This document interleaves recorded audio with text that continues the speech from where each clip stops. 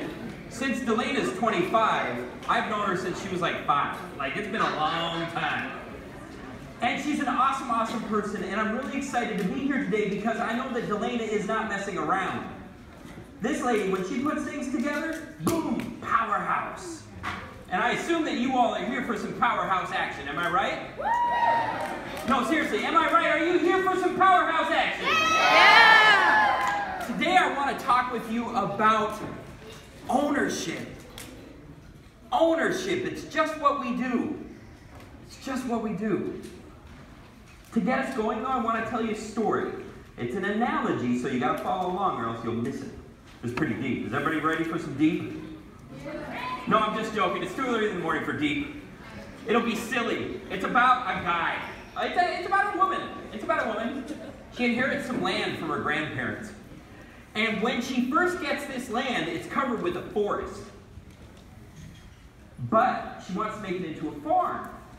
So she goes in and she has lumberjacks come and they cut down all the trees and they get it all ready to become a farm. Except for one tree that's left in the middle of the field. This tree is tall and craggly, and it's got long, weird branches that stick out. And the lumberjacks are just like, yeah, no, we're not going to cut that down. They're not going to cut that down. It takes too much work. And this lady's really confused. Why not? So she calls up her mom. And she says, Mom, can you come and explain this to me? Because, you know, that's a thing. So her mom comes and sees the tree. And it's standing there in the middle of the field, all craggly. Can you guys show me some craggly branches? If you were a tree, what would craggly branches look like? There's a good one. I'm just more craggly, right?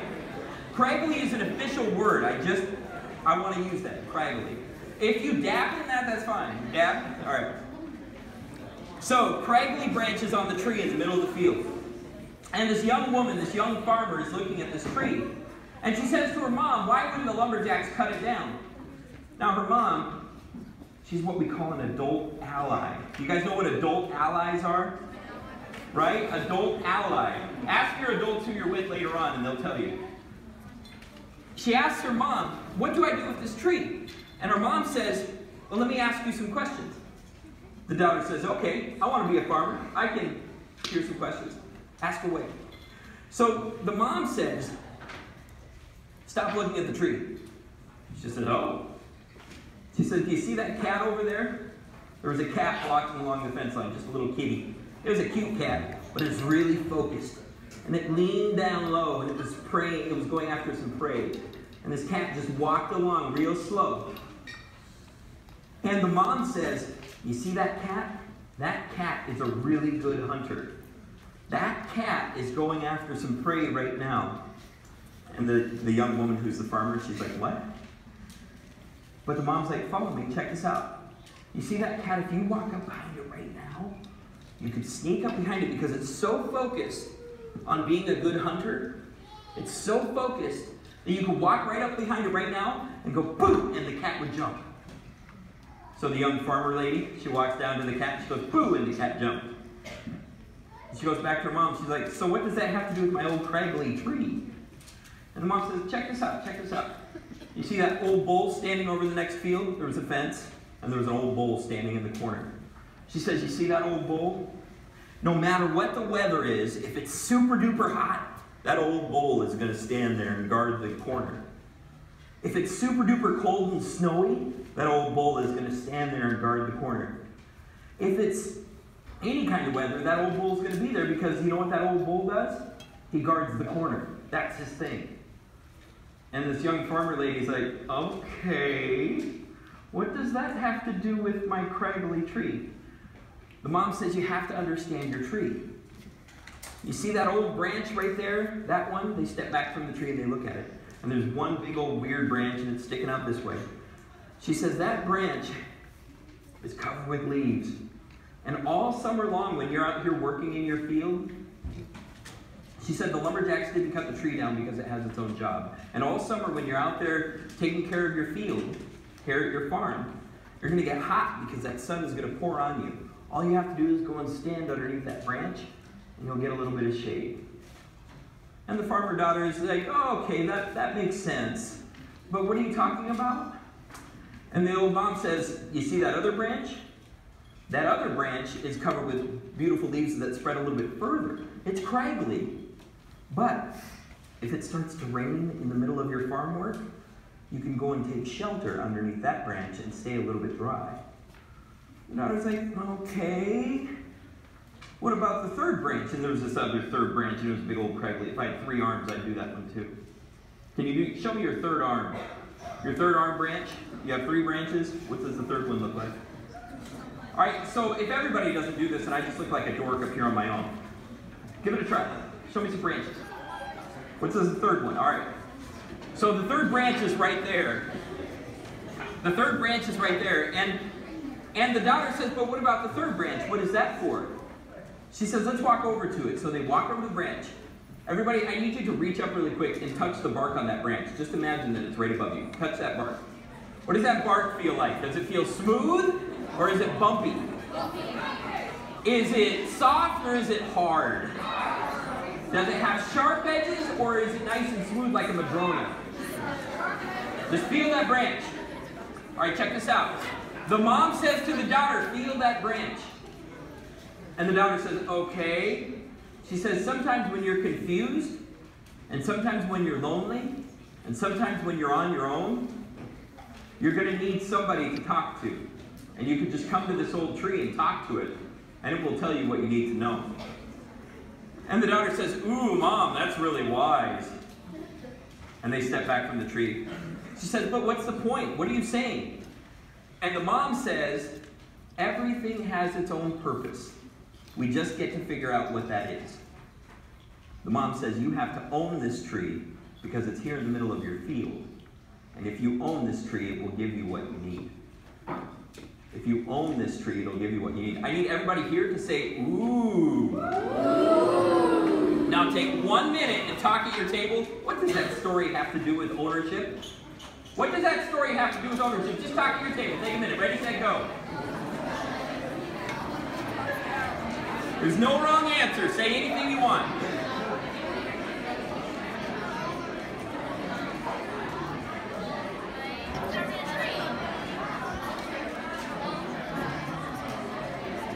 All right, you have about 30 seconds left. Everybody try to say something. What does that story mean?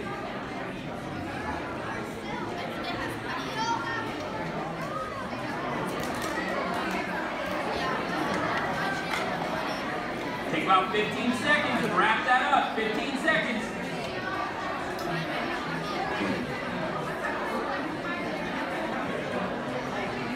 All right, now everybody say woo! Everybody say woo, woo! All right. So what does that story mean? Does anybody want to be brave and volunteer something? What does that story mean, sir? We all have our own personalities. He says we all have our own personalities. Can you give it up for him? Thank you. That story is about our own personalities. What else is that story about? Please, ma'am. Awesome. Own your features because they all have purpose. Give it up for her. How about one more from right here, please? She said, don't judge a book by its cover. How about that? Give it up for that. Ladies and gentlemen, I am here this morning not to talk down to you. I am not going to treat you like you're any age, like you're 14 or you're 12 or you're 17. I'm going to treat you as a fellow human being. Because I'm not coming to you today to preach to you. I'm not coming to you today to school you. I'm not coming to you today to do anything but share some stories. Because that's what I have in my life. And what I've learned how to do is how to own my story. We're here today to learn about ownership and what that means in our own lives. And you can start by owning your story too. But let me tell you some of mine. Let me tell you how I ended up right here, right now. But we gotta go way back. Imagine, if you will, rhinestone cowboy shirts, cowboy boots, and corduroy pants. Yeah, what? That's what I'm talking about. It's 1987, it's 1983. And I was a little kid. Ready? I was 8 years old. And when I was 8 years old, My family left Calgary, Alberta, Canada, where I was born. 6 of us, 4 kids, 2 adults, get in the back, get into this big old car, and we head off out of Calgary. My dad was a Vietnam veteran from Montana who had post-traumatic stress disorder. He didn't deal with the world really, really well. Instead, he had to do it the way that he could, which meant that he stayed away from big crowds. It meant that he didn't keep jobs for very long. And he struggled with things. It was tough for him. Well, this day, when I was 8, we all got into the car and we packed everything into the back that we could. If it didn't fit in the car, it didn't go. Now, the good news is, in 1983, every car had a huge trunk. So you could just shove stuff in. But my favorite bear didn't get to go. He was about this big. Well, I was 8, so he was about this big. In reality, he's probably like this. But my memory says he was huge. And my cowboy trophy, man, I won a trophy when I was 6 years old for bull riding, or for steer riding. 6 years old! But it didn't get to go. The bear didn't get to go. My favorite t-shirt didn't get to go. Lots of stuff didn't get to go. Because when you're a family on the run, you don't take a lot. And we were on the run. So we all pack into this car, and we move. You know how you move. You just get into a car and you start driving. And my parents decided that they were going to move to Kansas City. Now, from Calgary, Alberta to Kansas City, Missouri is about 1,500 miles. It took us 1 year, 12 months, to get about 3/4 of that way. Today, I'll drive that in a day and a half at the most. But then, for my family, it took a long time. Because my dad was trying to figure out how to make money along the way. We were trying to sleep in motels and on the side of the road. We were trying to eat whatever food would come to us. But eventually we got to Omaha, Nebraska, somewhere in the middle of America. And when we got to Omaha, the 6 of us, well, we got in a car accident. And then later on that week, we got into another car accident. 4 car accidents in 1 week. And that's where I spent the rest of my years growing up. Because, you know, that's the thing you do. Spend 10 years in a place where your car breaks down. This is where I came from. This is my story. So when we get to Omaha, we needed a cheap place to live. You know, you got all these kids, you got this family, what do you do with them? So my dad got us a trailer in East Omaha. And I don't know what you know about exotic trailers. Don't knock them, because they are houses. But my family wasn't excited about living there, my mom especially. She wanted to live in a regular neighborhood with sidewalks and curbs and street lamps. That was important to her. So we ended up just moving up the hill from where these trailer courts were. And it turned out that up the hill was an old neighborhood. It had beautiful, big old houses. Well, they were kind of falling apart. But it had streets, well, they were kind of crumbling. Well, but it had sidewalks and street lamps and stuff. And we moved up the hill to this neighborhood that was very inexpensive to live in. It turned out that it was, Omaha, Nebraska, just like every city in the United States, was pretty racially segregated. In every city in the United States, white people generally don't live by people of color. Now, that's not always true, and some people might experience it differently. In my experience, I've seen it this way. For whatever reason, this neighborhood that we moved into was segregated. It was an African-American neighborhood. So I had the opportunity to spend a decade growing up in an African-American neighborhood. When you're a goofy white Canadian kid wearing corduroy boots and cowboy hats, what are these boots? Cowboy boots, corduroy pants, and that, you know, that shirt, that rhinestone cowboy shirt. When you're wearing that into your school, in your neighborhood, where people are wearing Air Jordans and parachute pants in 1983 and 84, it's a little bit awkward, a little bit. But that's my story. It's a story of awkwardness. Yay! Some of you might be able to relate. Yep. Regardless, it's where I grew up, and it was such an awesome neighborhood. It was rich in experience, and those experiences were all over the place. There was, in my neighborhood growing up, there was a lot of, there were a lot of people who had lived there for a century, a whole 100 years, and they had stories to tell. Old people. My neighbors they needed their walk shoveled, and I was that kid who said, hey, let me shovel your walk.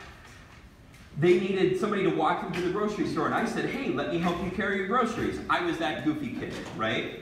Some of you might be that goofy kid. Some of you might know what I'm talking about. But I'll tell you this, we didn't have a lot of money, but I did have those rich experiences. Some of those experiences took the form of my mom volunteering at the local elementary school.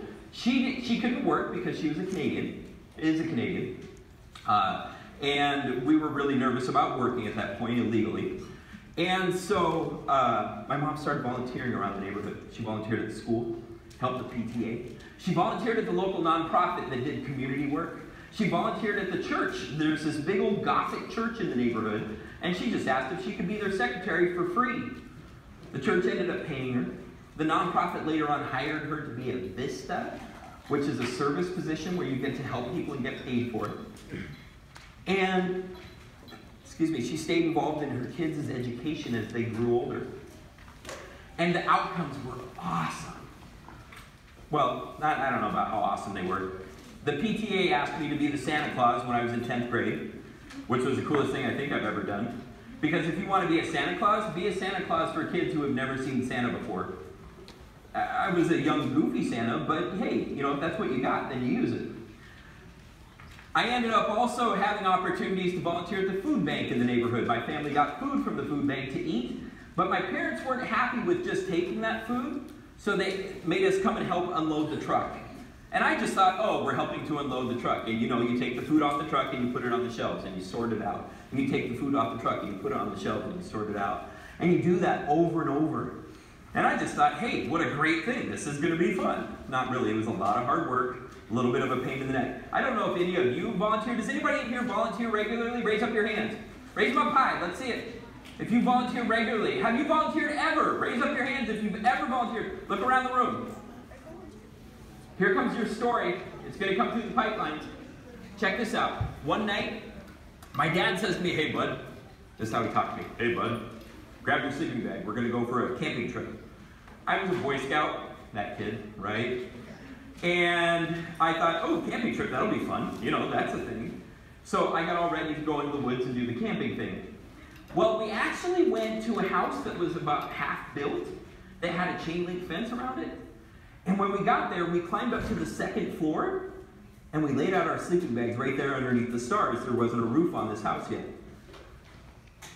I didn't ask my dad too much, because his responses weren't ever awesome, and I wanted an explanation. But in the morning, when we woke up, I was like, Dad, why did we do that? Why did you sleep in a half-built house? And he says, well, it's just what we do, bud. It's just what we do. I was like, what does that mean? But that's not the kind of question he'd answer. He just said, it's just what we do. Everybody say, it's just what we do. It's just what we do. Here in Vancouver, I know that there is an ethic of service. There's a tradition of volunteering. And if you have never volunteered, I am sure that you will by the time you graduate from high school. My dad said, it's just what we do, bud.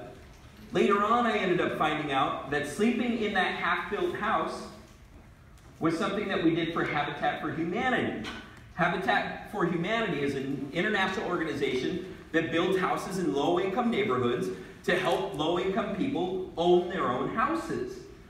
In the neighborhood where this house was being built, there was an incident of this house getting robbed as it was getting built. People were coming and taking the lumber off the house. So we went and stayed in it several nights in a row to protect the house, to make sure that it wasn't getting robbed all the time of its wood as it was getting built. And my dad said, it's just what we do, bud. When that food bank, when we continued getting our food from that food bank, I put it together in my head, you don't just take the food from the food bank, you give something in return, because that's just what we do. And my neighborhood story, it turns out, that's what it was all about. It was a place where people served people. Even though we didn't have a lot to give physically, we didn't have money to give. We didn't have a lot of, give away your clothes, give away your iPads, give away your furniture. Nobody did that. But we had our energy. We had our bodies and our minds and our muscles and our hearts and our hands and our feet. And we gave those away because that's just what we did. As I got older, I learned more and more that spirit of giving was about something more. And that's why I'm so excited to be here today. Because what I've discovered is that we have a lot to give. All of us do. Take a minute for yourself. Right now, you have that piece of paper right in front of you. Grab a crayon, grab a pen, or just do it in your head. Make some notes. What can you share with the world? You personally, what can you share with the world? Can you give your energy? Can you raise money and give money? Can you share your used clothes? Take 3 seconds, just write it quickly. Write 5 things that you can share with the world right now. Ready, set, go. What are 5 things you can share with the world right now?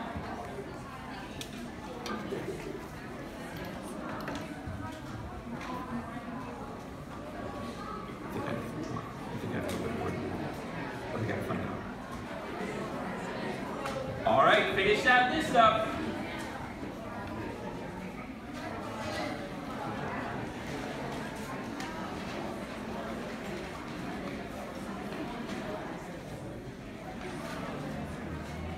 What are some of the things that you can share with the world right now? Any of you? Somebody give me one. Say it out loud. Smile. A smile. Give me another one.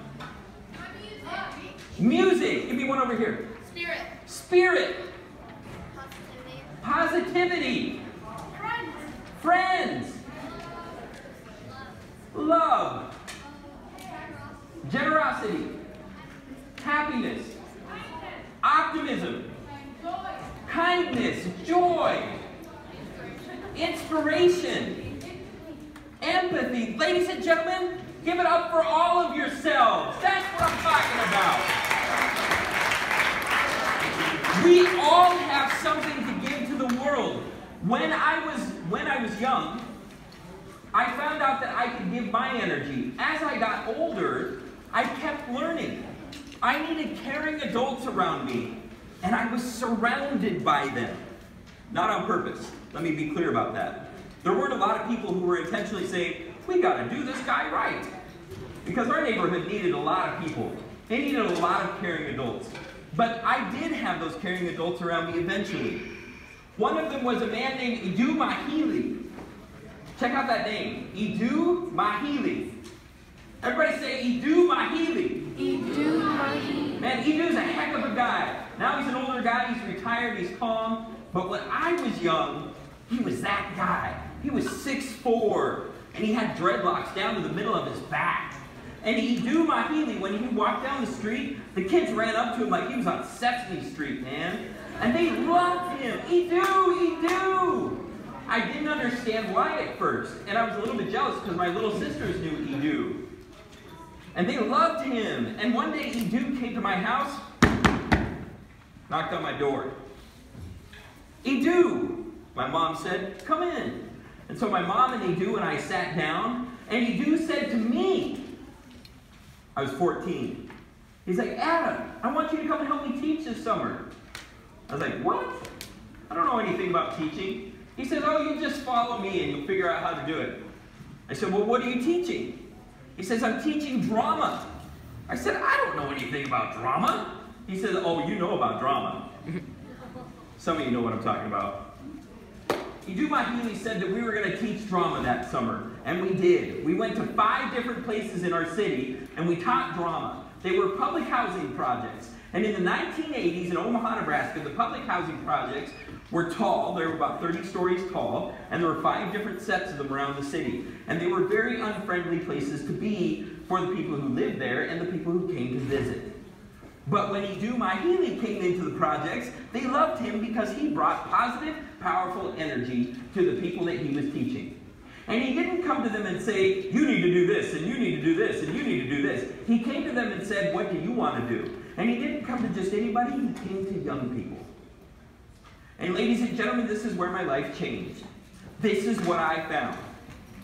When Idu Mahili said, Adam, you can help me teach, he helped set the trajectory, the course for the rest of my life.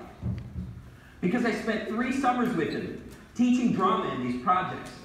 And every time it was so powerful, it was so exciting, and it was so confusing.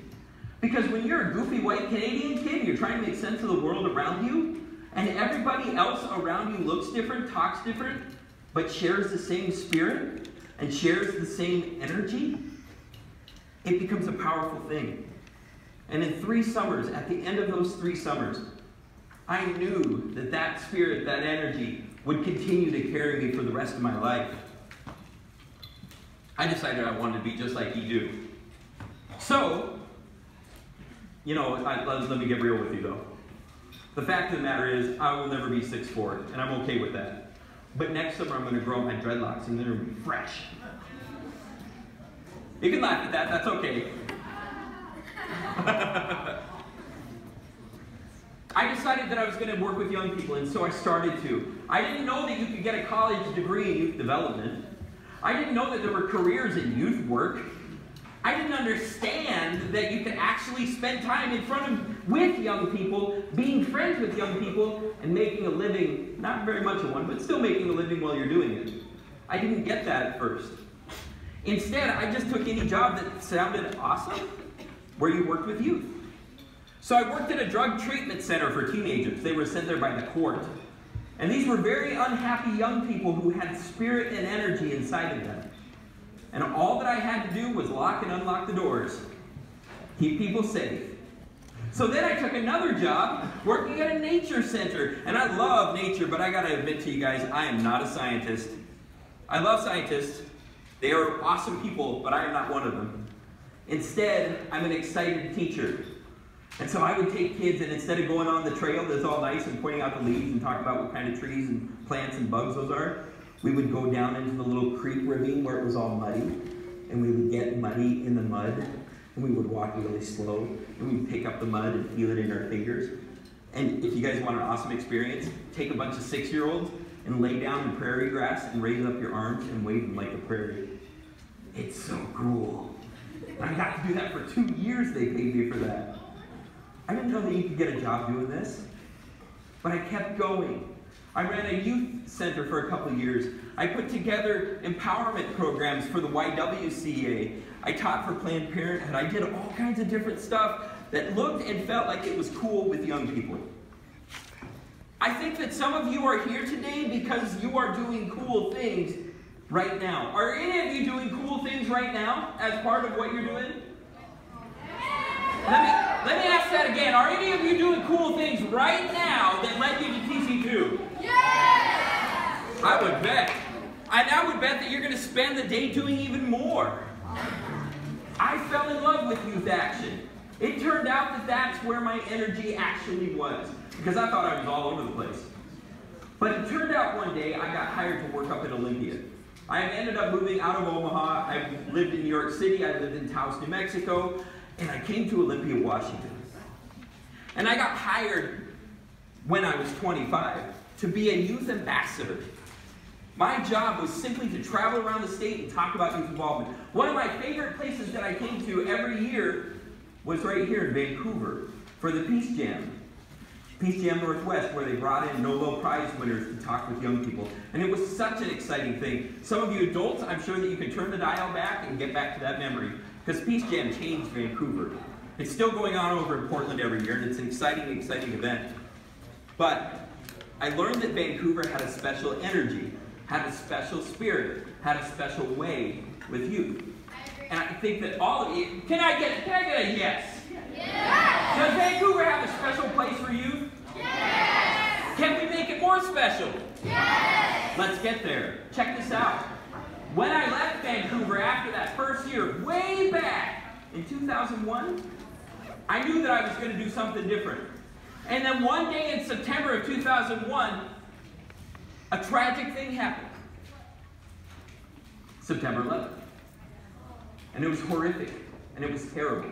But I'm going to tell you who were the first people who were standing up against what had happened that day. Were they politicians? No. Were they parents? Not always. But I'll tell you who they definitely were. They were youth. Because Youth Action after 9/11 went through the roof. And when I looked at that Youth Action, it wasn't always middle-class white kids. It wasn't always successful kids in school, students in school. It was oftentimes low-income kids. It was oftentimes Hispanic and Latino kids, and African American kids, and Native American kids, and Asian kids. It was oftentimes white kids in all kinds of settings. It was oftentimes youth who were supported by awesome adults who wanted to work together to change the world. Is anybody here supported by an awesome adult right now? Yes! Let me hear a yes! Yes! I wanted to share your stories. So I built a website. It was called freechild.org. You can still look it up. It's still big and beautiful. And it's all about youth engagement. It's all about young people working together with adults to change the world. And that's why you're here today. You are not a victim of being young. You are not bad because you're young. And no longer do you have to wait for the future because you're young. We need you to take action right now. And not just you, but your friends and your siblings and the people down the street. We need young people's energy more than ever before. So I started freechild.org to really highlight those stories. And then I started another program. It was called soundout.org. And it was all about student voice changing schools. And guys, let me tell you, it turns out that the world is thirsty for youth. The world relies on young people to make a difference and make a change. And that's why you're here today. Is that why you're here today? Yes! I heard this side of the room. Is that why you're here today? Yes! How about all together? Is that why we're here today? Yes! We're here to change the world. Nothing less than that. The reason why I want to tell you my story is because it's what I own. I don't have an awesome car. I don't live in a gigantic house. But I do have great friends. I have great stories. And I have a wonderful life. Not because it's been easy or happy all the time, but because it's my life. And guess what I do? I own it. Who here owns their life? Oh, come on now. Here it comes. Who here owns their life? You gotta say it like you mean it. Who here owns their life? Does your mom own your life? No! Does your teacher own your life? No! Does the adult here with you today own your life? No! Who here owns their life? Me! Let me ask you this. Who here owns Vancouver? Wait. Let me check in. Hold on. Do you own Vancouver, sir? Yes. Dang, there you go. Do you own Vancouver, ma'am? No, not at all? Ma'am, do you own Vancouver? No? All right, let's check this a little bit more. Raise your hands if you think you own Vancouver. Raise them up high. Everybody look around. By the end of today, I want 100% of you owning your city. Because you do. Not one of you, but all of you. Now here's the next big secret. Are you ready? Yes. Whose world is it? Ours. I want you to say our world. Whose world is it? Ours. Whose world is it? Ours. Ladies and gentlemen, this is your world. And I'm going to tell you what. If you don't own your world, you're going to be disappointed with it.